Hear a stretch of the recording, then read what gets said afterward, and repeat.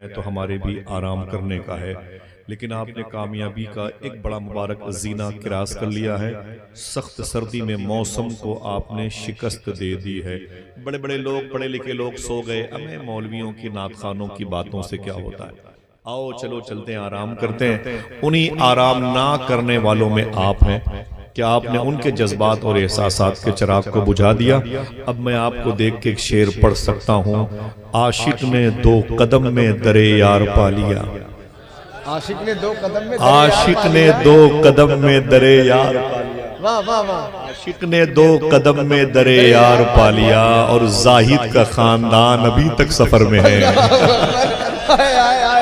عاشق نے دو قدم میں درے یار پا لیا، زاہد کا خاندان ابھی تک سفر میں ہے۔ زاہد سبحان اللہ سبحان اللہ، زاہد کا خاندان ابھی تک سفر میں ارے ہے۔ سبحان اللہ، عاشق نے دو قدم میں درے یار پا لیا۔ مائک بہت اچھا ہے میری بہنیں، میں معذرت چاہتا ہوں۔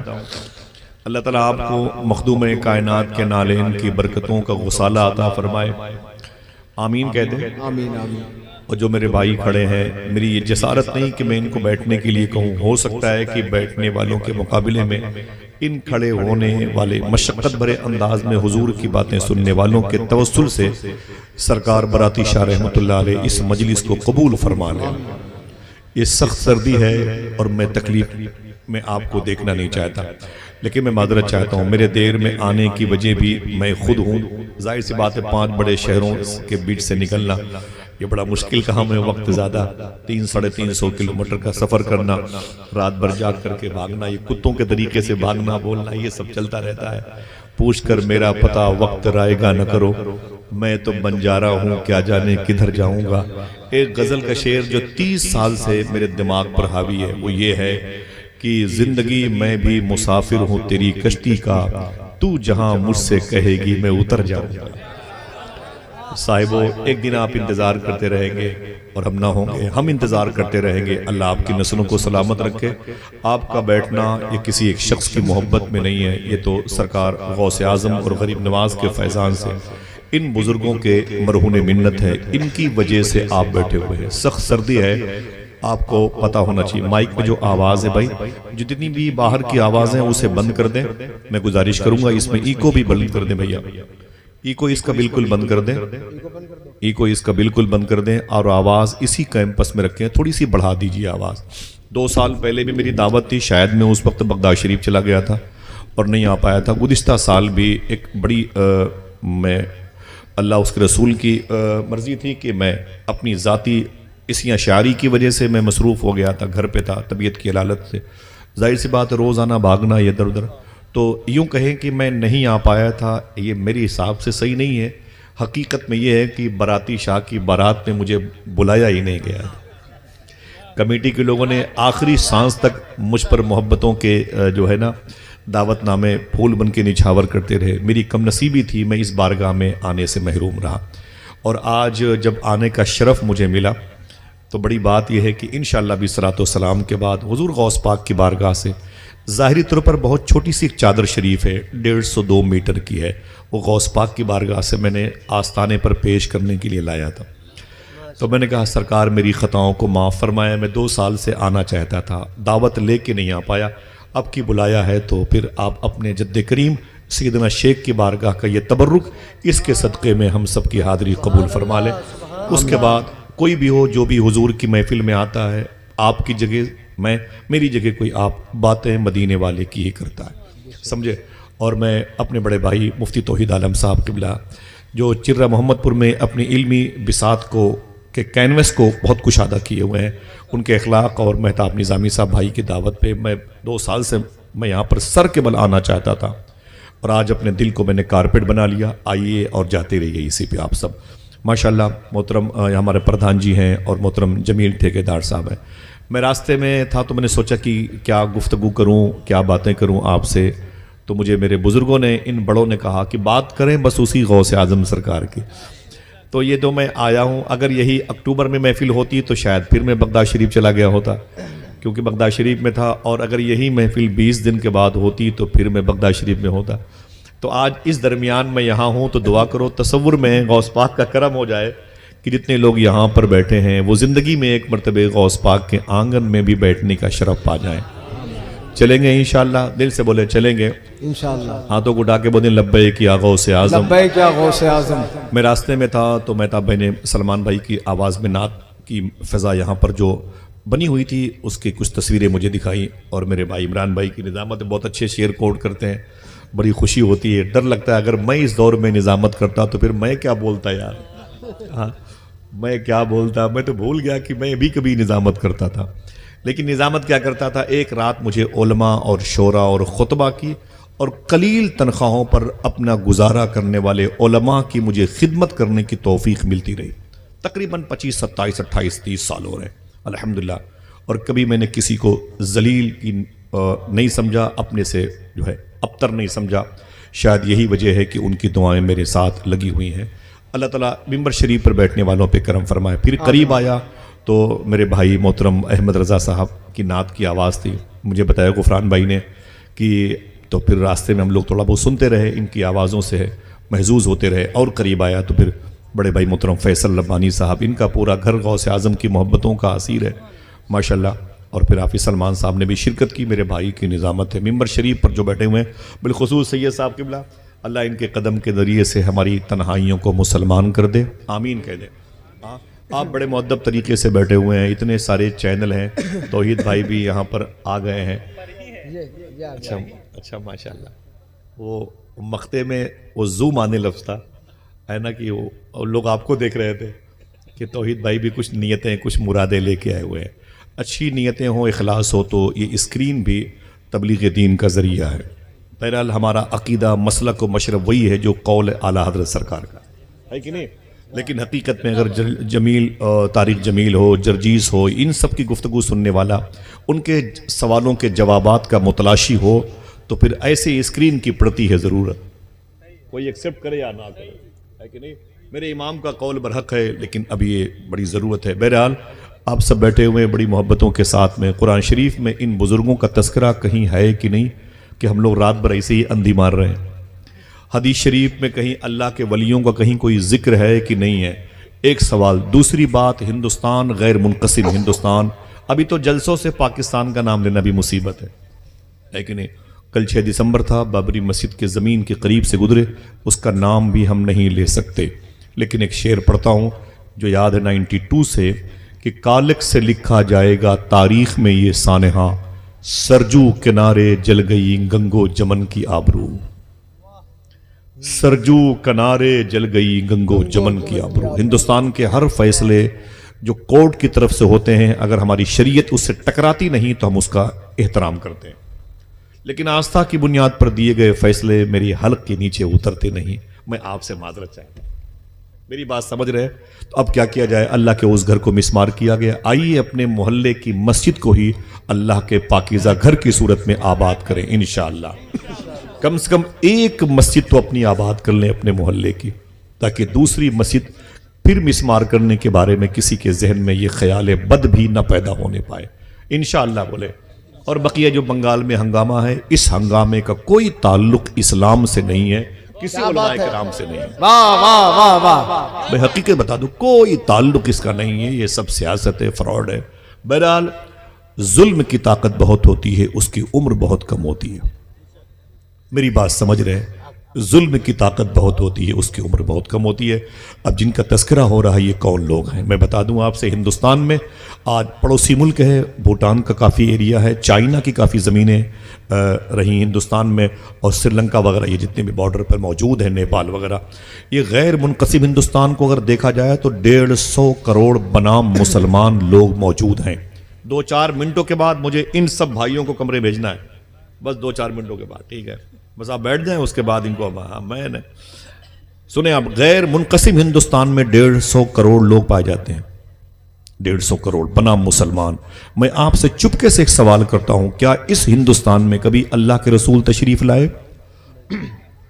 کوئی ہے جو نہیں کہہ سکتا ہے؟ کبھی تشریف لائے ظاہری طور پر؟ نہیں تشریف لائے. صدیق اکبر کبھی آئے؟ عمر فاروق اعظم کبھی آئے؟ بولو بھائی نہیں آئے.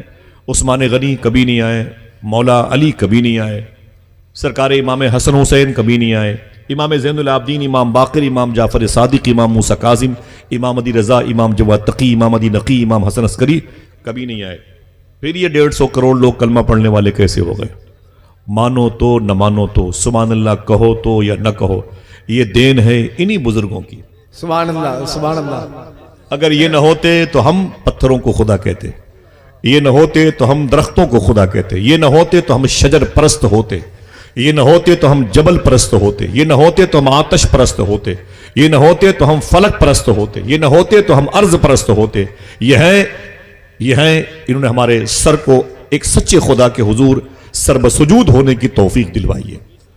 تو اس لیے یہاں پر بیٹھے ہوئے ہیں کہ جب کوئی ایک چائے مجھے سردی میں پلاتا ہے تو اس کا احسان یاد رکھتے ہیں، جب میری بیٹیوں کی شادی کی کوئی بات کرتا ہے تو اس کا احسان یاد رکھتے ہیں، اور جب کوئی ہماری زمین کی پلاٹنگ میں سپورٹ کرتا ہے تو اس کا احسان یاد کرتے ہیں۔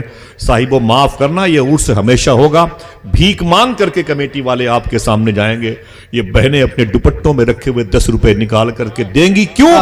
جب چائے پلانے والے کا احسان یاد ہے تو جہنم سے نکال کے جنت میں لے جانے والے کا۔ نعرہ تکبیر، نعرہ رسالت۔ میری بات مان رہے ہیں بھائی آپ؟ ان کا احسان ہے کہ نہیں؟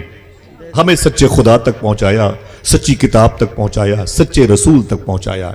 اے اللہ یہ سر ہمیشہ سلامت رہیں، یہ دہلیز ہمیشہ سلامت رہے۔ دل سے آمین کہہ دو۔ ہم اس لیے بزرگوں کا دامن نہیں چھوڑتے، اور یہ یکسانیت کی، اتحاد کی زمین ہے۔ سرکار مخدوم اشرف جہانگیر کی چوکھٹ پر کیا کوئی خادم یہ کہہ سکتا ہے کہ اس بارگاہ میں آنے والے صرف مسلمانوں کو شفا ملے گی؟ بولو، نہیں کہہ سکتا۔ کیا کوئی غریب نواز سرکار شہنشاہ ہند عطائے رسول تاجدار چشت ہشت بہشت کی بارگاہ کا خادم یہ کہہ سکتا ہے کہ اجمیر میں صرف مسلمانوں کے آنے پر دروازے کھلے ہوں گے، بقیہ نان مسلم کے دروازے بند ہوں گے؟ جس دن ایسا کوئی خادم کہے گا غریب نواز اسے اٹھا کے باہر پھینک دیں گے۔ کیوں؟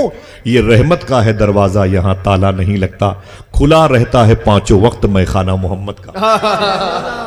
یہ دربار، یہ درویش فقیروں کی ملنگوں کی زمین ہے، وہ ہندو ہو، مسلمان ہو، عیسائی ہو، سکھ ہو، سب کے لیے دروازے کھلے ہیں۔ سمجھ رہے ہیں؟ یہاں پر ڈکٹیٹرشپ نہیں چلتا، یہاں پر تو روحانیت کا علاج ہوتا ہے، یہاں دلوں کو پاکی عطا کی جاتی ہے۔ اگر یہ اس یقین پر بیٹھے ہیں تو آپ ان بزرگوں کے احسانات کو یاد رکھ لیں۔ نعرے لگاتے لوگ مسلمانوں کی دکان سے سامان نہیں خریدیں گے، لگانے دیجئے، لیکن اے مسلمانوں تمہیں یہ نعرے لگانا ہے کہ کوئی ہندو ہو کہ مسلمان ہو، ہم ہر غریب کی دکان سے سامان خریدیں گے انشاءاللہ۔ ہاتھوں اڑا کے بولے انشاءاللہ۔ انشاءاللہ ہم اپنی دکانوں کے سامنے کسی کو پیاسا نہیں مرنے دیں گے، اپنے چوکھٹ کے سامنے کسی کو بھوکا نہیں مرنے دیں گے انشاءاللہ۔ اور بہنوں، تمہارے یہ بھائی، تمہارے شوہر گھروں سے باہر رہتے، دروازے پر تمہارا قبضہ ہے۔ جب کوئی دربار تمہارے دروازے پر کوئی فقیر بن کر کے آئے نا، تو یہ مت دیکھنا کہ اس کا دھرم کیسا ہے، یہ دیکھنا اس کو بھی اسی خدا نے پیدا کیا جس نے تجھے پیدا کیا۔ سمجھ رہے ہیں؟ انشاءاللہ تمہارے دسترخوان سلامت ہیں تو تمہاری نسلیں سلامت رہیں گی انشاءاللہ۔ یہ ہندوستان ہے، ہندوستان کی زمین پر بزرگوں کا اصول چلا ہے۔ ہمیں نہیں پتا کہ یہاں اسلام کیسے پھیلا ہے۔ اگر ایک بات خاموشی سے بغیر کسی نعرے کے لگاتے سننا چاہتے بتا دوں، یہی دہلی کی زمین ہے، اور غریب نواز سرکار کا بیٹا خواجہ بختیار کاکی اپنی چوکھٹ پر موجود ہے۔ اکیلے نکلے ٹہلتے ہوئے جمنا ندی کے کنارے پر خواجہ بختیار کاکی سننا، اور صرف آپ کا سننا ہی میرے لیے سب سے بڑا نظر ہے۔ سمجھ رہے؟ بس آپ بیٹھے رہے، مجھے لگے کہ یہاں گلدستے رکھے ہوئے ہیں۔ خواجہ بختیار کاکی رضی اللہ تعالیٰ عنہ جب نکلے نا تو جمنا ندی کے کنارے پر پہنچ گئے۔ جب جمنا ندی کے کنارے پر پہنچے تو ایک بوڑھے پنڈت جی کو دیکھا۔ وہ پنڈت جی بیٹھے ہوئے تھے، ان کے ہاتھوں میں کپ کپاہٹ تھی، اور قریب میں جوان جو لڑکے تھے پنڈت جی کے آس پاس، وہ لوگوں کو نہلا رہے تھے، جسے ہندی میں اشنان کرانا کہتے ہیں۔ سرکار بختیار کاکی نے کہا کہ پنڈت جی یہ کیا ہو رہا ہے؟ بولے یہ جمنا کا پانی ہے، ہم اشنان کرانے والی ٹیم کا حصہ ہیں، لوگ نہاتے ہیں۔ تو فرمایا آپ کے ہاں تو کوئی نہیں ہے، ان جوانوں کے پاس تو بھیڑ لگی ہوئی ہے۔ پنڈت جی کی آنکھ میں آنسو آ گیا، کہا جب تک ہم بھی جوان تھے لوگ ہم سے نہاتے تھے، اب بوڑھے ہو گئے تو کوئی ہمارے پاس آتا ہی نہیں۔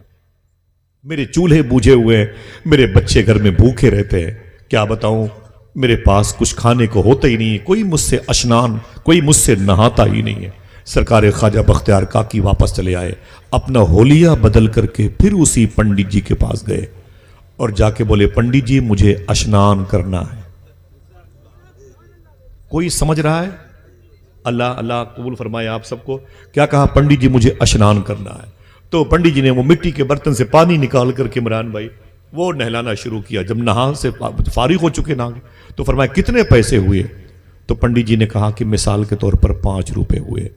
तो ख्वाजा बख्तियार काकी ने अपनी जेब से 10 रुपए निकाले, अपनी जेब से 10 रुपए निकाले, और जैसे ही पंडित जी को 10 रुपए दिया तो पंडित जी ने कहा ये ज्यादा है, कहा रख लो। फिर दूसरे दिन आए, फिर गए नहाने के लिए, फिर जब नहाया कितने पैसे हुए? कहा 5 रुपए। ये मिंबर के सारे उलमाए कराम के लिए और आपके लिए आइडियल है। इस वक्त जो तड़पती हुई हमारी दुखती रग है, इसको साकितो जामिद कैसे किया जाए, मैं उसके इलाज की बात करता हूं। मैं उसके इलाज की बात करता हूं, इसके अलावा कोई इलाज नहीं है। अल्लाह के रसूल की मुबारक आइन और आर्टिकल से मेल खाता है। गरीब नवाज के होने से इस मुल्क में गरीब नवाज का कानून चलेगा। एक बात याद कर लो, यहां दहशतगर्दी गुंडागर्दी नहीं चलेगी। उनका कानून क्या था? तो आपने फरमाया कि कितने पैसे हुए? कहा 5 रुपए। आपने उस दिन 15 रुपए दिए। कभी दिया हो तो जानू। हाँ, पंडित जी बोले फिर 15 रुपए। बोले कोई बात रख लीजिए। फिर आए, फिर नहाते रहे, ऐसे नहाते रहे, कभी 10, कभी 15, कभी 20, कभी 25, पैसे बढ़ाते रहे, बढ़ाते रहे, बढ़ाते रहे। एक दिन पंडित जी महरौली शरीफ ख्वाजा बख्तियार काकी की खानकाह के करीब से गुजरे। जब करीब से गुजरे ना, तो भीड़ भाड़ देखी मुसलमानों की। तो पूछा कि भाई क्या बात है, यहां पर भीड़ कैसी है? तो मुसलमानों ने कहा अंदर हमारे बाबा ख्वाजा बख्तियार काकी की चौखट है, गद्दी लगी हुई है, हम उनकी ज़ियारत को आए हैं। कहा ज़ियारत मतलब दर्शन को? कहा दर्शन को आए हैं। कहा हम पंडित हैं, हम हिंदू मजहब के हैं, तो क्या हम भी उनका दर्शन अगर करना चाहे तो कर सकते हैं? लोगों ने कहा बिल्कुल, वही शेर, ये रहमत का है दरवाज़ा, यहां ताला नहीं लगता, खुला रहता है 5 वक्त में खाना मोहम्मद का। आपने कहा बिल्कुल आए, बिल्कुल आए। अंदर तशरीफ ले गए तो पंडित जी ने देखा तो ये तो वही बुजुर्ग हैं जो रोज मेरे यहां कोई और है, रोज मेरे यहां स्नान करने आए। इसका मतलब नहाने का लफ्ज जबान पर आएगा तो सर्दी लगेगी, समझ रहे हैं? इस डर से नहीं बोलते। रोज मेरे यहां नहाने के लिए आते थे। इतना सुना ना तो ख्वाजा बख्तियार काकी ने कहा क्या? तो पंडित जी ने कहा अपनी आंखें मीन करके, बाबा आप तो वही हो जो रोज मेरे यहां नहाते हो, स्नान करते हो, 5 की जगह 10, 15, 20 दे के जाते हो। फरमाया पंडित जी बैठ जाओ। जब वो बैठ गए फरमाया कि हाँ मैं वही हूं, हाँ मैं वही हूं। तो मालूम है क्या कहा? तो फरमाया कि आप तो मुसलमानों के इतने बड़े महान विद्वान आदमी हैं, इतने लोग आपके पीछे टहलते हैं, आपके फॉलोवर हैं, आप मेरे यहाँ स्नान करने क्यों आते थे? ख्वाजा बख्तियार काकी ने एक जुमला कहा। फरमाया कि जब मेरी पहली मुलाकात थी तो आपने कहा था कि मैं बूढ़ा हो गया हूँ, मेरे हाथों में कपकपाहट है, मेरे घर में कोई नहाता ही नहीं है, मेरे यहाँ कोई आता ही नहीं है, मेरे चूल्हे नहीं जलते, मेरे बच्चे भूखे रहते हैं। साहिबो अगर दिल कहे तो सुभान अल्लाह कहना। ख्वाजा बख्तियार काकी ने फरमाया पंडित जी तुम्हारे घर के चूल्हे को जलाने के बहाने से हम नहाने के लिए जाते थे। अल्लाह अल्लाह अल्लाह, हाय हाय, समझ रहे हैं आप? सुभान अल्लाह सुभान अल्लाह। इस मुश्किल दौर में, इस हाय, इख्तलाफ, इंतशार, इफ्तराक, कर्ब और दर्द के दौर में ये चीजें हमारी समझ में नहीं आएंगी। हमें फिर कोई आके बहका देगा मुर्दाबाद के नारे लगाने के लिए। एहतजाजी सोच हमारी हो गई, हमें लड़ाई करने का जज्बा, शौक पैदा हो गया है, जबकि हमारा नफ्स हमारा दुश्मन है, हमारा शर हमारा दुश्मन है, हमारे साथ अपोजिशन जो जमात है शयातीन की, हमें उसके खिलाफ कदम बढ़ाना है। आइए दोस्तों इस नफरत की फिजा के चिराग को बुझाएं। क्या कहा? सुनिएगा जी। मैं तेरे घर के चूल्हे को जलाने के लिए अपना होलिया बदल के नहाने के लिए आता था। पंडित जी ने क्या कहा? कहूं? पंडित जी ने कहा अब समझ में आया है, नहा आप रहे थे धुल में रहा था। हाय हाय हाय हाय हाय, अब समझ में आया है, नहा आप रहे थे और धुल में रहा था। अब देर न करें, साहिबो दिल कहे तो बोलना, अब देर न करें, ऐ ख्वाजा बख्तियार काकी कलमा पढ़ा के मुझे मुशर्रफ ब इस्लाम कर दीजिए। समझ रहे हैं? ये बुजुर्गों की वो अजीम काविशात थी जिन्होंने पत्थर का जवाब मोम से दिया, लेकिन पत्थर को शिकस्त होने में देर न लगी। आज ये चीजें हमारे यहाँ नहीं, मुसलमानों के दरवाजों पर मालूम है लोग भूखे मर जाते हैं। कैसे मुसलमान है यार? मुसलमानों के घरों में नॉन मुस्लिम बच्चियां जवान रहती हैं, उनकी शादी की दुआएं कभी हम मांगते नहीं। माफी चाहता हूं, हमारी बच्चियां इसीलिए आवारा हो गई। हमारे घर के शादी के कैंपस में روٹیاں شیرمال ہمارے نوجوانوں کی انگلیوں میں گردش کرتی ہیں، پھر سیلفی لے کر کے انہیں بھیجا جاتا ہے۔ معلوم ہے جب کبھی کسی کھانے کی ڈش کی تصویریں آپ نشر کرتے ہیں، بھیجتے ہیں انسٹاگرام پہ، واٹس ایپ پہ، آج میں تمہیں اس کے خطرے سے آگاہ کرتا ہوں۔ صوفیہ فرماتے ہیں جب کوئی اپنے دسترخوان کی تصویر کسی دوسرے کو بھیجتا ہے تو وہ تصویر جب دوڑنے لگتی ہے تو کبھی کسی ایسے شخص کی نظر کے سامنے پہنچتی ہے جو بھوکا ہوتا ہے، اور اگر اس کی بھوک کے سامنے اتنی ڈش، اتنی دسترخوان پر یہ ورائٹی کے کھانے نظر آ گئے اور اس کی آہ لگ گئی تو تمہاری تیسری نسل بھوکی مر جائے گی۔ سمجھ رہے ہیں آپ صاحبو؟ تو کہنے کا مطلب ہندوستان میں جو دین پھیلا ہے وہ ان بزرگوں کی وجہ سے پھیلا ہے۔ سمجھ رہے ہیں؟ آج جن کے عرس میں آپ آئے ہوئے ہیں، یہ مشن ہمیں یہاں سے لے کے انشاءاللہ، دل سے بولیں انشاءاللہ لے کے جانا ہے۔ یہاں لوگ بات کرتے ہیں محمود غزنوی آیا، اورنگزیب آیا، آپ بھی اسی میں لگ جاتے ہو۔ یار یہ کیسے لوگ تھے جو تلوار لے کے آئے تھے، اسلام پھیلایا تھا؟ یہ اتنے بڑے بڑے چینل موجود ہیں، اور توحید بھائی آپ کا اس میں بڑا ہی رول ہے۔ میں گزارش کرتا ہوں آپ ان باتوں کو سن لیں۔ بچیے بیٹے بیٹے خاموش رہیں، میں نے تھوڑی سی خاموشی اختیار کریں۔ بہت بہت شکریہ۔ یہ لڑکیاں بھی بڑی عجیب و غریب، اگر ان کو حضور سے محبت ہو جائے تو پھر کیا کہنا، موسم کا پھر منہ نہیں تکتی، کام دیوانوں کا ہوتا ہی نہیں ہے۔ سمجھے آپ؟ معلوم ہے آج کی لڑکیاں ہیں جو ہوٹلوں میں پائی جاتی ہیں۔ ایک ایسا دور تھا، مجھے ایک بات یاد آئی، اللہ کے رسول کے دور میں ایک لڑکی کی ایک بات یاد آئی۔ اللہ کے رسول کے انتقال کے 4 یا 5 مہینے کے بعد امی عائشہ حضور کی بیوی کہتی ہیں میرے دروازے پہ دستک ہوئی، تو میں نے کہا کون؟ تو ایک لڑکی نے کہا کہ امی دروازہ کھولے، میں آپ کی بیٹی ہوں۔ جب میں نے دروازہ کھولا میں نے سننا ایک جوان لڑکی دروازے پر کھڑی تھی، اس کی آنکھیں سرخ تھیں، اس کی آنکھوں سے نکلنے والے آنسو اس کے لباس پر گر رہے تھے۔ میں نے کہا کیا بات ہے؟ اس نے کہا امی ایک عریضہ لے کے آئی ہوں۔ میں نے کہا کیا بات ہے؟ اس نے معلوم کیا کہا؟ اس نے کہا امی جان حضور کے انتقال کو 4 یا 5 مہینے ہو گئے، جب سے حضور مدینہ شریف سے چلے گئے اللہ کے حضور، تب سے میں نے حضور کو دیکھا نہیں، اور حضور نہیں ہے تو میرا دل سکون نہیں پایا۔ حضور کو دیکھنے کی طلب اس قدر بڑھی کہ میں آج روزے حضور دیکھنے کی اشتیاق میں آ گئی۔ امی آپ اجازت دے دیں، مجھے سرکار کی مزار شریفہ کی زیارت کرنی ہے۔ معلوم کیا کہا؟ امی عائشہ نے اس کی طلب دیکھی، فرمایا آ جا بیٹی۔ اسے لے کے گئیں اور سرکار کی مزار شریف کا پردہ ہٹایا۔ جب پردہ ہٹا تو سامنے مزار مصطفیٰ، قبر مصطفیٰ تھی۔ امی عائشہ فرماتی میں کھڑی ہو گئی اور میں نے کہا الصلاۃ والسلام علیک یا رسول اللہ۔ جب میں نے سلام کیا تو اس لڑکی کو دیکھا، وہ پیچھے آئی اور آگے آ کر کے اس نے قبر مصطفیٰ کے قریب دھڑام سے زمین پر گر پڑی اور حضور کی مزار شریف کی مٹی کو اٹھا اٹھا کے چومتی تھی اور اپنی آنکھوں سے لگاتی تھی، گویا اپنی زبان سے وہ یہ کہتی تھی اے مدینے والے آقا، میرا گھر میرے شوہر کی زینت بنا ہوا ہے، میرے گھر میں میرے شوہر بھی ہیں، میرے بچے بھی ہیں، میری بیٹیاں بھی ہیں، میرا باپ بھی ہے، میری ماں بھی ہے، لیکن آقا جب سے آپ چلے گئے گھر اچھا نہیں لگتا۔ سرکار جب سے آپ نہیں ہیں، اب مدینے میں چاند بھی چمکتا ہے تو اندھیرے پن کا احساس ہوتا ہے، اب سورج بھی نکلتا ہے تو سرکار تیرگی قبضہ کیے رہتی ہے، اور مدینے میں کوئی مسکراتا ہے تو دلوں پہ ہتھوڑے گرتے۔ سرکار معافی چاہتی ہوں، میں آپ کی امت کی لڑکی ہوں، آپ کو دیکھنے کے لیے آئی ہوں۔ لڑکی نے ایک جملہ کہا تھا، سرکار یا تو جہاں میں ہوں وہاں آپ آ جائیں، یا جہاں آپ ہیں وہاں مجھے بلا لیں۔ یہ جذبہ بڑا جذبہ ہے۔ جب توجہ ہماری سونے اور موبائل کی طرف چلی جاتی ہے نا تو ہمارا دل روشن نہیں ہو پاتا، روحانیت کا احساس نہیں ہونے پاتا، ہماری زبانیں اور ہمارے لباس اور ہمارا کردار بڑا تفاوت، فرق محسوس کرتا ہے، ہمارا دل مسلمان نہیں ہوتا، لباس تو ہوتا رہتا ہے۔ اگر کبھی بھی حضور کی بات ہو تو پھر حضوری کے انداز میں ہو، سنیں تو لگے کہ ہم حضور کی بارگاہ میں ہیں۔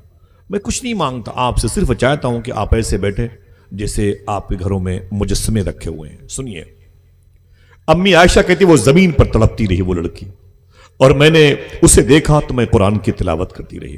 جب وقت پورا ہو گیا تو میں نے اپنے ہاتھوں کو چہرے پر پھیرا اور میں نے کہا اے بیٹی اٹھ، چل باہر چل، روزے رسول کے باہر چل۔ اس نے میری آواز پر لبیک نہیں کہا، میں بیٹھ گئی، میں نے اس کا ہاتھ پکڑا، میں نے کہا اے بیٹی اٹھ چل، تو امی عائشہ کہتی ہے میں کیا اٹھاتی، میں خود بیٹھ گئی۔ معلوم ہے فرماتی ہیں جو چیخ اس کی نکلی تھی وہ میری نکل گئی. امی عائشہ کہتی جیسے میں نے غور سے اسے دیکھا تو اس کے نبض پر انگلیاں رکھیں تو قبر مصطفیٰ سے لپٹ کے اس لڑکی کا انتقال ہو چکا تھا. اعلیٰ حضرت کے منجلے بھائی علامہ حسن رضا بریلوی کہتے ہیں گر وقت اجل سر تیری چوکھٹ پہ دھرا ہو, جتنی ہو قضا ایک ہی سجدے میں ادا ہو. 15-20 دن پہلے اودے پور گیا تھا تو اودے پور میں معلوم ایک صاحب نے کہا میں ایک فلیٹ لینے کے لیے گیا تھا تو آفس کے سامنے میں نے دیکھا تو ایک لڑکی تھی اور شراب پی رہی تھی. خدا کی قسم سچی بات میں آستانے پہ جا کے بول سکتا ہوں, وہ ایک لڑکی شراب پی رہی تھی اور اس کے سامنے ایک لڑکا سگریٹ پی رہا تھا. تو میں نے ہوٹل کے مینیجر سے کہا کہ بھائی کیا مطلب, فلیٹ مجھے لینا تھا. میں نے کہا یار ایک روم مجھے چاہیے تھا اس بلڈنگ میں, لیکن یہاں کیا رہوں, لڑکی شراب پی رہی ہے, میری بیٹی میری بیوی یہاں کیسے رہے گی, لڑکے شراب پیتے, روم کے سامنے ٹیبل لگا ہوا ہے. معلوم ہے اس نے کیا کہا, کلیجے منہ کو نکل آئیں گے. اس نے کہا کہ آپ مسلمان ہیں؟ میں نے کہا ہاں میں مسلمان ہوں. کہا جو لڑکی شراب پی رہی ہے بھی مسلمان ہے. سمجھ رہے ہیں؟ اور جو لڑکا سگریٹ پی رہا ہے یہ مسلمان نہیں ہے. یہ عیش و عشرت کے دل دادا لوگ ہیں جو اس وقت یہاں پر آئے ہوئے ہیں. بھول گئے لوگ اپنے بزرگوں کے احسانات کو, بھول گئے لوگ امام حسین کی قربانی کو. ایسے ہی لوگ رسگلہ کھا کر کے اسلام بچانے کے فراق میں ہیں. خدا کی قسم اس کے لیے بڑی قربانیاں دینی پڑتی ہے. سمجھ رہے ہیں آپ؟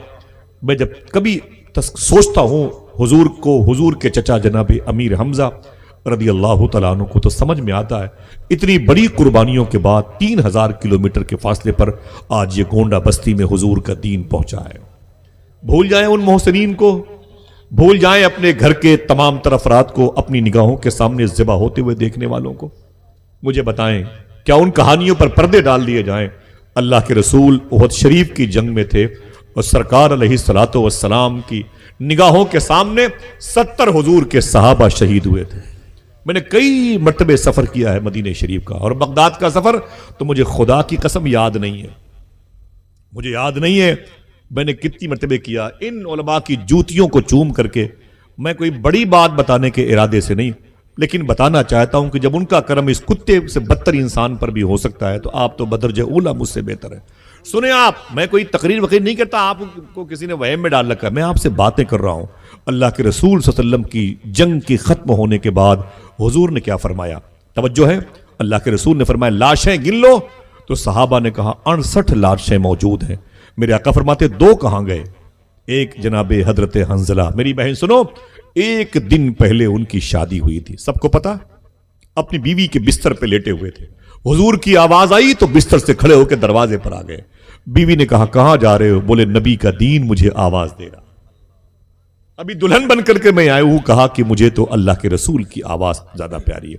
نکل کے باہر آئے اور جب میدان احد میں شہید ہوئے تو آپ کو نہانے کا موقع گھر پہ نہ مل پایا تھا, فرشتوں نے آپ کو غسل دیا, یہ آپ کو پتا ہے. ایک بات درمیان میں آئی ہے, اسے سننا, کوئی تکلیف تو نہیں ہے آپ کو؟ اور جانا چاہتے ہیں آپ؟ میں بھی 1 گھنٹے کی گفتگو کے لیے 20 گھنٹے کا سفر کر کے آتا ہوں. سمجھ رہے ہیں میری بات؟ یہیں سے مجھے کنڈا پرتاپ گڑھ, وہیں سے ایئرپورٹ جانا ہے, گوہاٹی کا سفر ہے. سمجھ رہے ہیں آپ؟ تو کہنے کا مطلب یہ ہے کہ آپ نہ ہوں تو کوئی مجھے پہچاننے والا بھی نہیں. آپ تھوڑی سی میری بات کو سن لیں, میں آپ کی سماعتوں کو بوجھ تلے نہیں دباؤں گا انشاءاللہ, بس میری باتوں کو یاد رکھ لیں. آپ کہیں گے کسی سے کوئی شخص درمیان میں ملا تھا, میری اپنی کوئی شناخت نہیں ہے. بایزید بستامی ایران میں لیٹے ہوئے بہت بڑے بزرگ ہیں. ایک مرتبہ ان سے کسی نے کہا مجھے بایزید بستامی سے ملنا ہے. کہاں ہے وہ؟ انہی سے بولا. تو انہوں نے فرمایا کہ میں خود اسے 3 سال سے ڈھونڈ رہا ہوں. سمجھ رہے ہیں آپ؟ میں خود اسے 3 سال سے ڈھونڈ رہا ہوں, آپ ایک دن میں کیسے اسے پالیں گے؟ ان بزرگوں کے نالین کی برکتیں ہیں, آپ یہاں پر بیٹھے. اللہ کے رسول کی تمام تر صحابہ کی لاشیں مل گئی تھیں, ایک صحابی کی لاش نہیں ملی. بھولنا نہیں کبھی ان باتوں کو.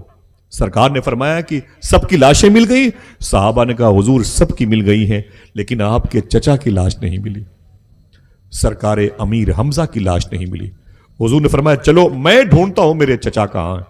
بچپن 2 سال حضور کے فرق عمر میں بڑے تھے.